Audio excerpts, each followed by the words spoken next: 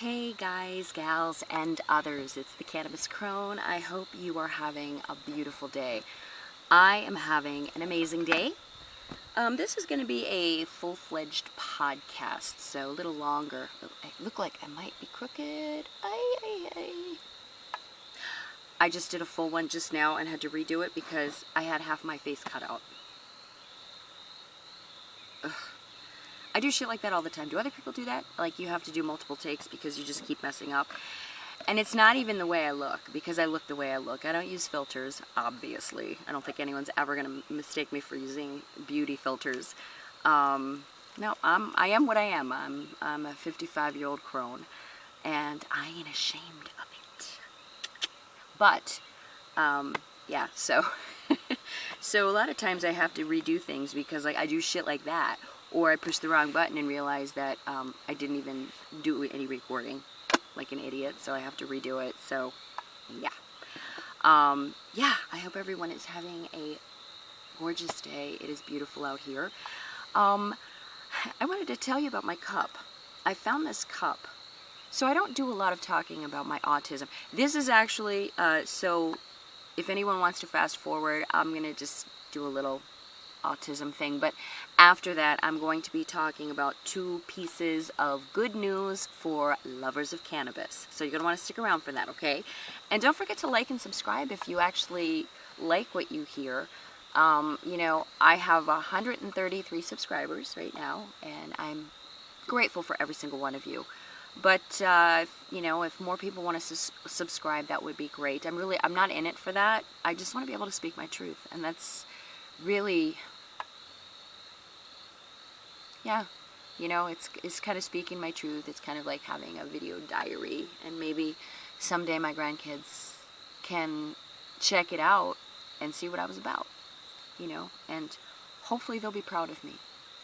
I mean, these past, I guess ever since 2019, I've really been trying to live my life with integrity, and especially with, for me, like, I'm always questioning, am I coming from a place of integrity when I do this? Am I coming, or am I coming from a place of sensationalism, or am I coming from a place of, look at me, you know, give me my, you know, 5 seconds of fame? So I really try, and because of that, I delete a lot of videos. You know, I had a couple that I did on Dylan Mulvaney, and a couple of shorts, and I deleted them because I thought, boy, they're really good, but they sound petty. They sound very, very catty, and they weren't coming from a place of integrity. They were coming from a place of sarcasm. So, so anyway, that's what I'm about. But real quick, my brand of autism means that I don't, hopefully I'm not giving you guys too much of a boob shot. My brand of autism, I'm always living in the moment. Like, always. Like, I can't conceive of the future. And this has led me to forgive myself for my dire straits that I find myself in. Because, you know, I'm 55 years old. I don't have a retirement plan. I don't even have a savings account. I have a checking account, that's it. You know, that's where my paychecks get deposited. That's it. Besides that, I got nothing. So I guess my point is that I never really thought about the future. I remember a specific time, like I took a job at the Humane Society, and I took a $10,000 pay cut to work there because I believed so strongly in the mission. I mean, I am such an animal lover, and and by the way, an animal lover should not be the executive director of an animal shelter. That's a bad fit. The executive director should kind of, I almost think you'd want to have a director that doesn't even like animals, that doesn't even care about animals, that's only cared about the financial part of it. And then you bring in the people that are actually one-on-one with the animals. You bring in animal lovers. But you want someone who has, especially with a nonprofit, the best kind of executive directors are the ones that have QuickBooks in place of the brain, you know, that can actually do that shit. Oh man, I struggled. I did it. but I hated it. I did payroll. I did like most of the accounting. Boy, was it a struggle. That was the most stressful time of my life. But I took that $10,000 pay cut. I didn't even think about the future. I thought, no, it's now. I can't, if I do good, like working for the Battered Women's Shelter, working for the animal shelter, you know, being a life coach for people in poverty, that kind of stuff. If I do these things, then the universe will provide for me later. God, was I an idiot? But anyway, so my point is that I always have, last a week and a half ago, there was this much snow on the ground here where we're sitting. And now it's warm. Look, I'm barely wearing anything. So a week and a half ago, I could not visualize this. I couldn't put myself in the place of imagining what it would be like to sit in the spring, in the warmth, you know, on a warm, humid day, while there was snow on the ground. Now that there's no snow on the ground, I can't conceive of what it's going to be like to sit out here during the wintertime when it's 15 degrees out and there's 3 feet of snow on the ground. So my living in the moment, I'm trapped living in the moment. Like my moment is just my whole life. There's no future and there's no past. Because I have memories of my past, but I don't remember what it felt like to do those things or to be that person. It's like I'm looking at a totally different person. That's the way my autistic brain works. And I'd be interested to know if anybody else understands that at all, like anybody else who has autism that's watching this. Leave a comment. I really am curious to know if this is an autism thing or just my own brand of neurodivergency. Like if there's anybody else out there that feels like this, where it's like I can't place myself in the future and I can't place myself in the past. I'm always in the moment. But just because, so this whole roundabout story was telling you about my new cup. It's kind of dirty because I've got coffee in it, but it says be present. And because I'm always living in the moment because of my autism or my brain or whatever. But I'm not always present. In fact, I wasn't present quite a bit. The only time I was present when I was walking dude in the woods. But like, you should be present for every moment, because every moment is a gift. My brother and my sister don't have any more moments. They're both dead. And that's it. Boom. So I'm still here. So I feel a responsibility to really be grateful for every single moment given to me, because I'm being allowed to be 55. My brother never made it to 55, nor did my sister make it to 55. And my mother and father are both gone as well. So I feel like I need to be living these moments for them as well, you know, because for some reason I was the one that was left behind. I think that was a bad choice for the universe, really. Because, you know, my brother was a brilliant attorney and my sister was a nurse, and she did a lot of volunteer things with like the fire department and stuff, you know, and the police department, and so she was really active in her community. And I just always feel like they were, I don't know, they had more going on, they were more together than me, so why was I the one left behind? Survivor's guilt. But anyway, so I have this cup now to remind me to be present and to really feel like the moment, like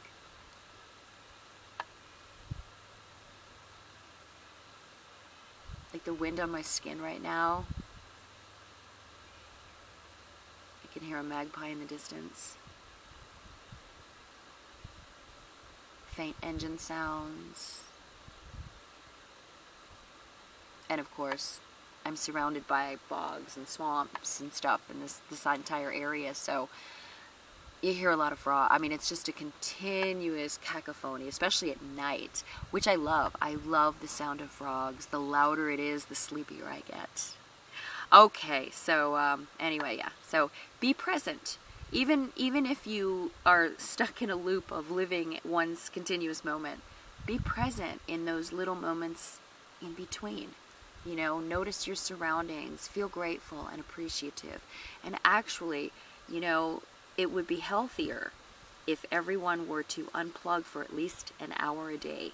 At least an hour a day, and go sit somewhere, like in your yard, on your balcony, in your living room, doesn't matter where, with everything off. And just sit and be.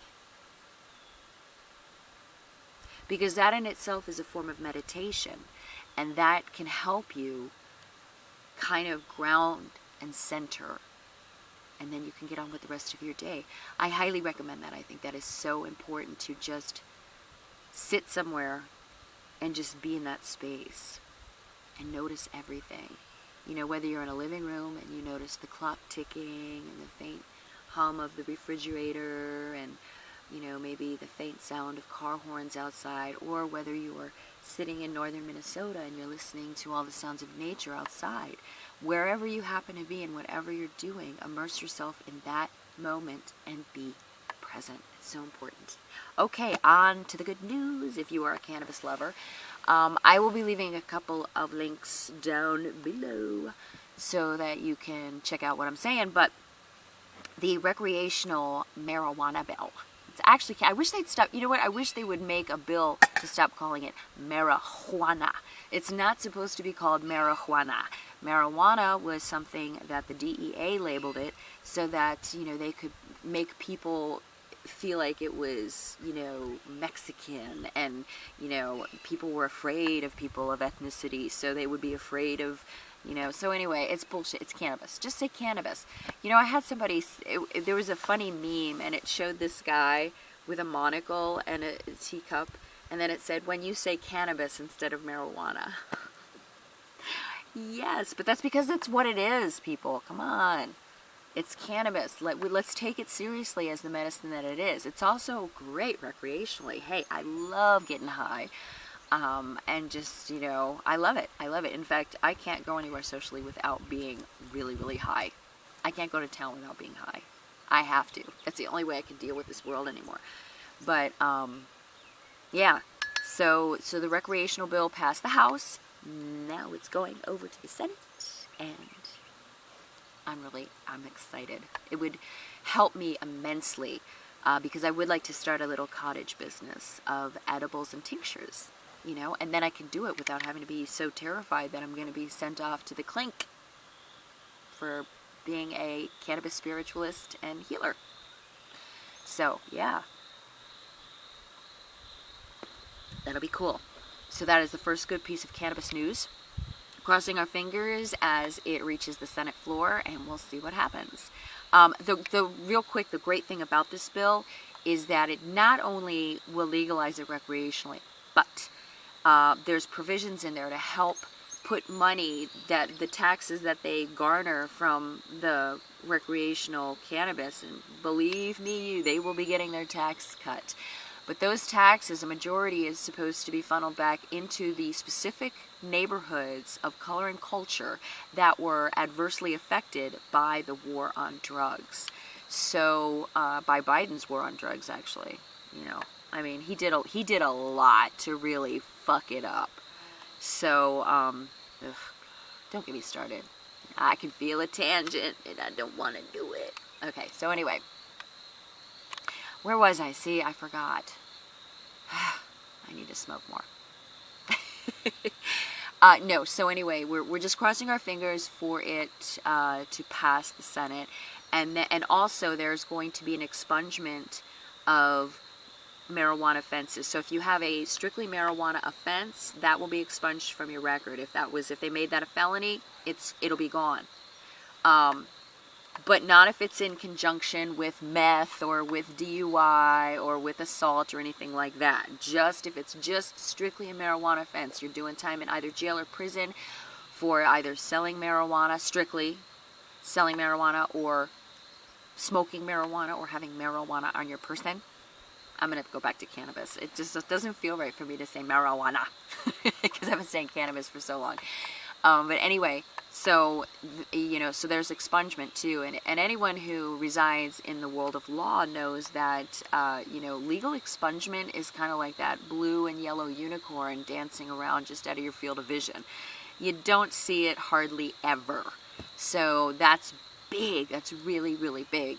And the money going back into communities, also allowing people from these over-marginalized communities to use that money and be granted some of the first dispensaries. So, you know, so if they want to be entrepreneurs and open a dispensary in their you know, over marginalized neighborhood, there will be help for them. They will be, you know, they will have specific things granted to them that won't be granted to your you know, whatever, your company that wants to come in and suddenly capitalize on, you know, cannabis when they were capitalizing on cannabis being illegal before. So, okay, so there's that. Now, what was the, shit. Oh, yes. There's a link below to Dr. Campbell. Dr. Campbell is somebody who, I have to kill this tick. I hate to do this on camera, but wood ticks are very dangerous in this area. Otherwise, I wouldn't. I don't like killing anything. Seriously, I have a hard time killing flies. Isn't that weird? But not a tick. Ticks are so dangerous for us here in northern Minnesota. And I know parts of Canada, Wisconsin, really have bad deer tick populations. And, you know, around here, I mean, they're just fucking crawling up off the ground. Blech. Blech. I don't like ticks. Dr. Campbell's link is below. Dr. Campbell will explain this way better, so I'm not going to go into it. All I'm going to say is that there was a peer-reviewed study that found that cannabis, and specifically CBD, but I'm going to say cannabis too, and I'll get to why. Apparently, we got mosquitoes too. Apparently, CBD can be effective in helping treat the C virus. I have been saying this, go back on all my videos. Anytime I talked about the C virus, I said, you need to microdose cannabis. You won't end up on a ventilator. You won't end up getting the serious effects of it if you are using marijuana on a daily basis, and especially when you start to get sick. Man, tinctures, edibles, everything you can. That's what we did in 2020 when we came down with COVID, the first strain. And I want to tell you, I thought I was going to die, and I ended up being a long-termer for like a year and a half. And you can look back on videos where I was huffing and puffing. I couldn't even barely walk down to get the mail. And I was an avid hiker before that. It took me a long time to heal my lungs up, and I still have my bad days. And that was a doozy. That virus was horrible. But every time I've had it since then, and I've never been vaxxed, every time I've had the virus since then, I've had it like 3 times, now it's just the sniffles. My immune system attacked it better each time, and now it's just like having a cold. I wouldn't even go tested for it. I mean, it wouldn't even be worth it. It's like an allergy attack. You know, I sneeze a lot, I get tired for 2 days, and then I'm fine. But that first one was a doozy, and I'm convinced that I kept both of us out of the hospital by dosing us continuously with cannabis. So anyway, but apparently the test was done with CBD, cannabis and CBD. They didn't really say a lot about the THC, which is a mistake, and I'll tell you why. But so Dr. Campbell said that these studies were real promising in showing as an effective treatment. That's big. That's really big. And you know, Big Pharma, I mean, you know, this was an independent study, but like I said, it was peer-reviewed, which means another doctor came along and tried to discount it, and that was, you know, because usually when someone peer-reviews a study, like when another scientist comes along or doctor, whatever, they try their best to discredit it. And if they can't discredit it, then, you know, it's pretty much scientific fact. So, yeah, this is awesome. And then the studies, the preliminary studies, but it's really, really promising. So, and I'm just like, you know, I said it the entire time. entire time. But I will say this. Dr. Campbell and Dr. Campbell's reasoning and what the study found is absolutely different than my theory on why cannabis would have been an important part of C virus treatment, because I was thinking about the endocannabinoid system, and I don't know if Dr. Campbell even knows what an endocannabinoid system is. And the reason I say that is because it's not taught in medical schools. It is not a part of medical learning, knowledge that doctors should have. So there's a lot of doctors out there that don't even know that one of the most important systems in the human physiology exists at all. Isn't that fucking crazy? But anyway, your endocannabinoid system regulates all of your other systems. All your other systems, all your organs, they all have cannabinoid receptors on them, which is part of the endocannabinoid system. These cannabinoid receptors are hungry. They want cannabinoids. And where do you get cannabinoids? You got it. That's where you get cannabinoids. You can also get cannabinoids from some leafy greens, and I'm not sure which ones, but it's a very small amount compared to the pure, unrefined cannabinoids that you get when you're working with cannabis. You know, there's nothing better. Now he didn't say anything about THC, and he made a comment, I believe, also about THC, about how that was not. But I want to say THC is very important because a lot of people, their lungs swelled up and they had to go on albuterol, or not albuterol, like prednisone and all this other stuff to kind of shrink their lungs a little bit so that they could breathe, because they were swelling up and there wasn't enough room for air. THC is one of the best natural anti-inflammatories on the planet. That's important. Not a lot of people know that about THC because they assume that the only thing that THC is good for is the partying, is the getting high. Not the case. THC is an important, natural, strong anti-inflammatory, which can help shrink everything that's swollen. So that could have helped to keep a lot of people off the ventilator. And Dr. Campbell didn't make any mention of that. Didn't say anything about the anti-inflammatory properties of THC, which he probably doesn't know. I'm not going to fault him. Dr. Campbell, you're flipping brilliant. I'm the dumb one. But there are certain things that you don't know about that maybe are in my wheelhouse. And so I'm going to tag him in this video, and maybe hopefully, I don't know.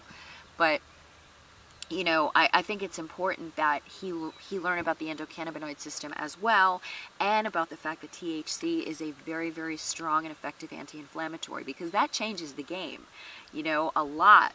And especially for people who think that CBD is great because it doesn't have the THC, and so they can well, no, because THC has so many other health benefits, and you don't have to have the what is it called? You don't have to get high. You don't have to get like totally out of your mind, fucking stoned, ozone, I can't hear my heartbeat kind of high. You don't have to do that.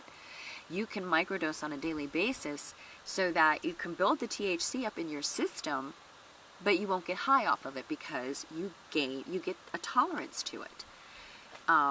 So yeah, it's amazing, and I'm so glad. So the two bits of good news oh my god, my aphasia's starting again. I'm going to wrap everything up in a nice little neat bow.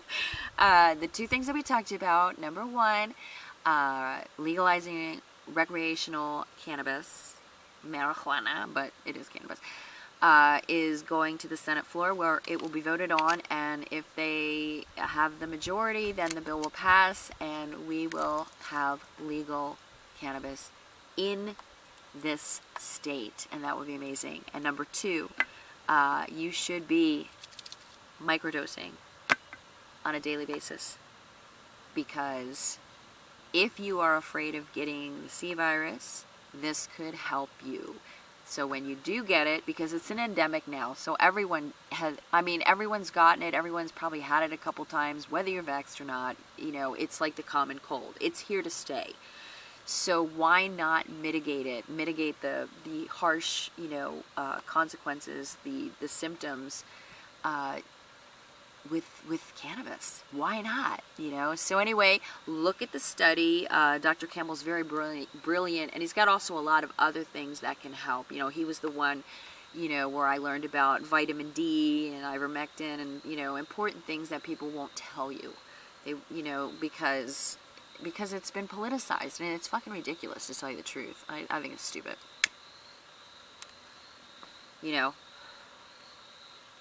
We dealt with it in a very, very poor manner. Or I shouldn't say we, I should say the powers that be. So those are the things. Just wanted to let you guys know. Thanks for joining me. I was really long-winded. I really apologize. And like I said, if you like what you see or hear, if you learned anything, if you want to learn more, feel free to like and subscribe, because it's just really cool when I see the numbers go up, that's all. So, I hope you have a beautiful rest of your day. Namaste and blessed be.